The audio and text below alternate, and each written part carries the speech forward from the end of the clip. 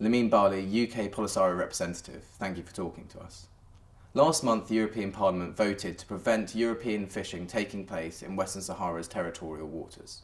What sort of a victory is this for Western Sahara, and how did it take place? It is very significant to have that kind of message from European Parliament to European Commission and to State of Europe and also to Morocco that Western Sahara should be excluded from the Fish Partnership Association between European Union and Morocco.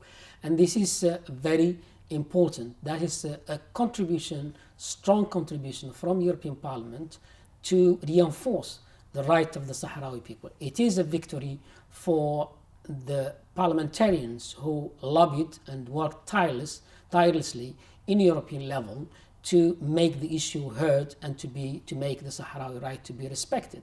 So there were some attempt before. There were a group of parliamentarians who tried to take even this accord or this agreement to the European Court of Justice, but the European Parliament turned down. But now the European Parliament listened to the message of the Sahrawi people, and they have it decided that this agreement should not continue as it is before, and on the basis that it does not meet does not respect the international law in question of Western Sahara.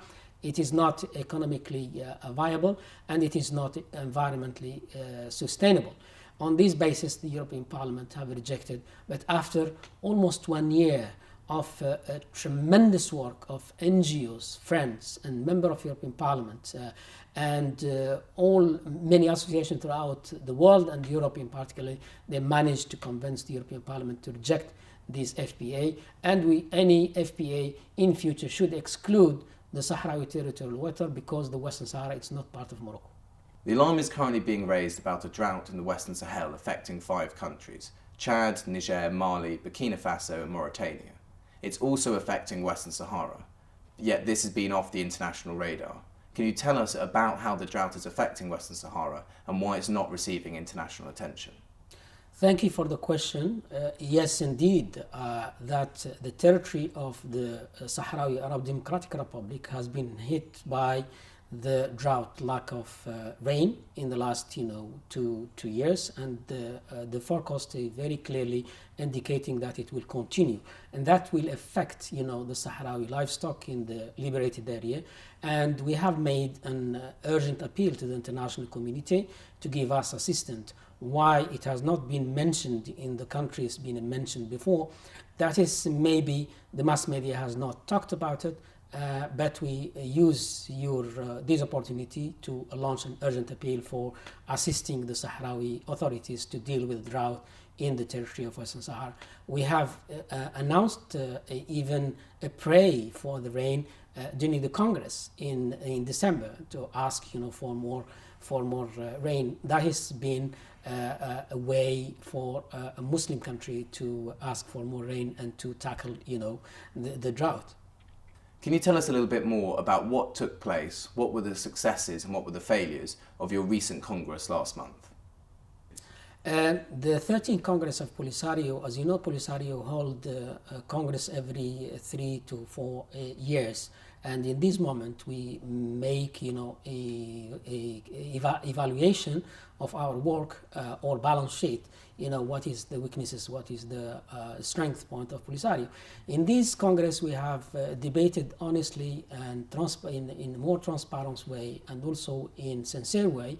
And we have made the importance that the Sahrawi struggle will be intensified in all levels, in occupied territory and international level.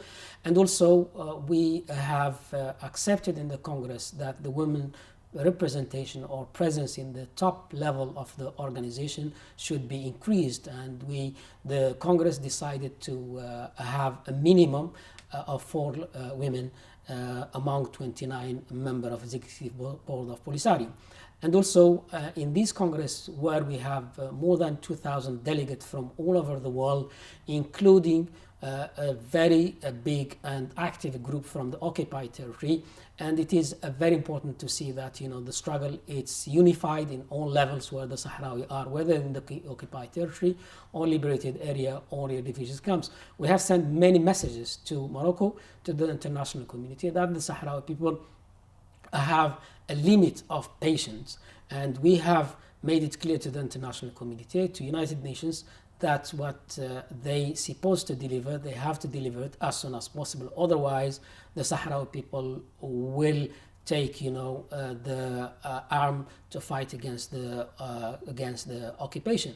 We have sent also a message to the European Union to ask them to contribute in ending the illegal exploitation of the Sahrawi mineral wealth, whether it's phosphate or sand or the fishery. This is the message of the Sahrawi people from the Congress. The message from the Sahrawi people from the Congress is the strengthening the unity of the Sahrawi people and unifying the whole Sahrawi to intensify their resistance against the occupation. And we have also made it clear that if the United Nations fail to deliver the referendum, the Sahrawi people will have no other alternative except to start from square one. In this case, it's the resumption of hostilities. How has the Polisario responded to this growing frustration, especially among the youth who've lived for so long not in peace and not in war? Definitely, it was the feeling of the Sahrawi people, in particular the youth, before the Congress, during the Congress, and after the Congress. The feeling of frustration that there is no solution. It's not been hidden anywhere. It's very clear. It is present in the debate in different commissions, whether human rights or political or evaluation, or in another fora of the Congress. And definitely the Sahrawi people share the views that the international community have to assume its political and moral responsibility toward the Sahrawi people. This is 52 years after the Universal Declaration of the granting of non-self-determination, self-governing territory independence. Why the Sahrawi people still waiting? This is 66 General Assembly of United Nations have adopted numerous resolutions on Western Sahara, and it has not been delivered. And also, it's about many years of the Sahrawi people waiting for the referendum to be conducted by United Nations, or solution which respect the right of self-determination of Sahrawi people. We have been waiting for the last 21 years since the first ceasefire came into effect from 1991. The Sahrawi people have a legitimate question to ask: why international community has ignored them, why they have left them fighting alone in the occupied territory, why they did not push Morocco to allow the Security Council to give a mandate to the United Nations, the only mission which has no mandate on human rights since 1978. And the Sahrawi people have the right to ask all these questions and to ask the international community to use its pressure on Morocco to allow the right of people to be respected. We believe that Arab Spring, it is a good context. We believe that a new government in Morocco can be a good venue for the Moroccan to get out of this conflict by respecting the right of Sahrawi people as a partial part of the right of human right in the territory, and allowing the people to exercise their right of self-determination. Lamine Baali, thank you for talking to Think Africa Press. My pleasure.